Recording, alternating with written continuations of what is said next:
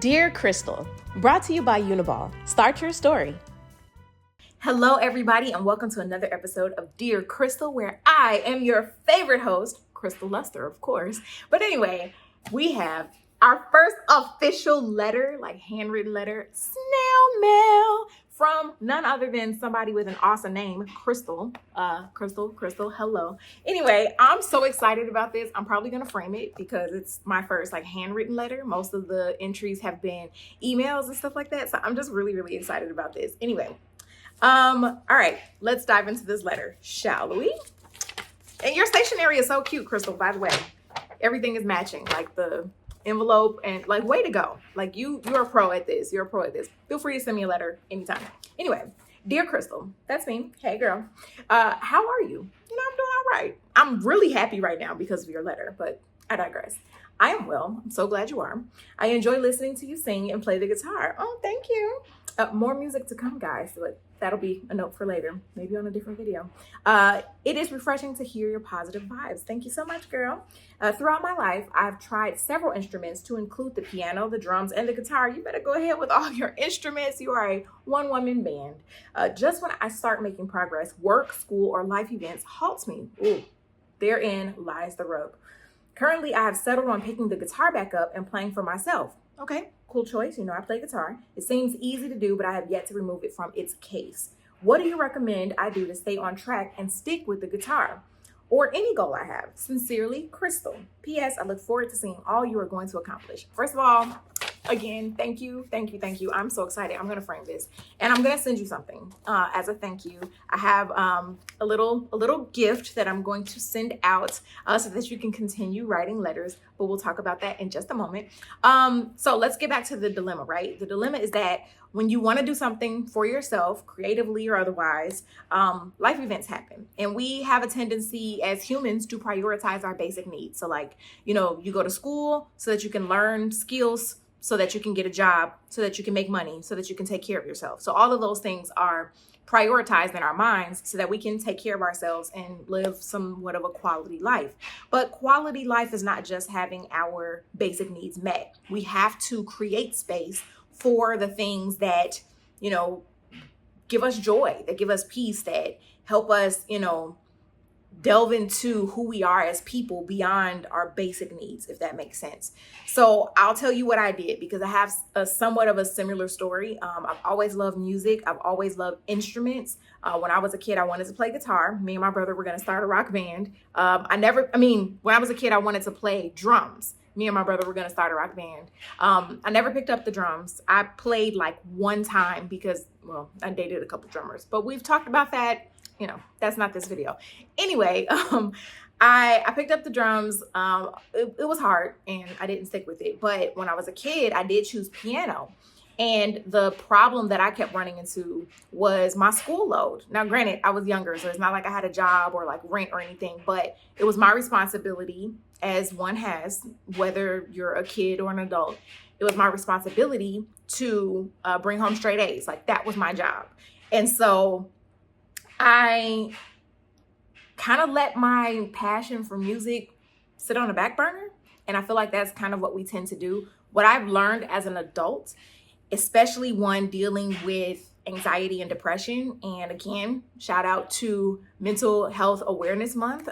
So all of us who are dealing with some type of neurodivergence or dealing with any type of, like I said, anxiety, ADHD, depression, like whatever it is, any imbalances, I just want to remind you to take care of your mental wellness. Like it's important and it helps us to be able to function and to flourish, like not just exist, but to actually be. And so going back to the point, what I've learned as an adult is that the more I dive into the necessities as far as work and making sure that my bills are paid and making sure that I'm doing everything that I'm supposed to do as a human, or as an adult, I should say, my mental wellness kind of suffered because I wasn't pouring into the things that I love, that bring me joy, that bring me peace. And so just settling that within myself kind of helped me bump what I love up the priority list. So whether it's watching one of my favorite TV shows or making more time for music, which, spoiler alert, I have a studio session for the first time in years this coming week. So like just in a couple days. So new music coming soon. Stay tuned.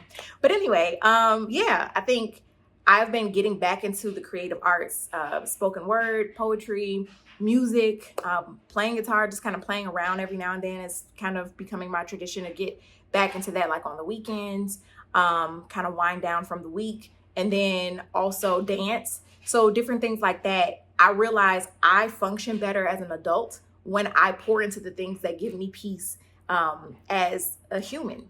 And so I think that's a good place to start, is just having a conversation with yourself and say, hey, we need something that's just for us, because that gives us peace and gives us more energy to be able to do all of the adult things. I'm not sure how old you are, Christal, but whatever it is, if you have school and work and, life events, wherever you are in that stage of life, it's still important. Have that conversation with yourself and make it a priority. Make time to pour back into whatever it is that you love to do. Now, as far as getting the guitar out of the case, right? I've been there. There have been times in my life where I just couldn't bring myself to open the case for whatever reason. I think for me, it was more so about grief. After my sister passed away, I really struggled with picking up the pen, getting the pad of paper out, and getting the guitar out of the case and just strumming a note. And then there was another time where I felt really discouraged, truly discouraged about my songwriting abilities. And I was so focused on what a few choice people had said about my abilities that I felt like I did not have the creative power to create. But, it's again, reckoning within myself, this is for me. This is something that I love. This is something that's very much a part of who I am as a person.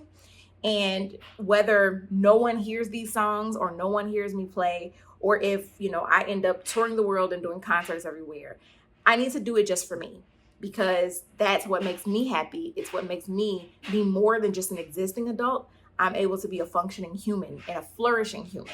And so I want to encourage you to just take it out. And another thing that's really important, don't overwhelm yourself. I think that's what I used to do. I used to put all this pressure on myself. Like if I take it out of the case and I have to finish a song today, right now, or I have to at least write, a chorus.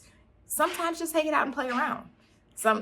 Strum it. And even if it's just for 5 minutes, you took it out, then you'll feel good about yourself because you accomplished this thing.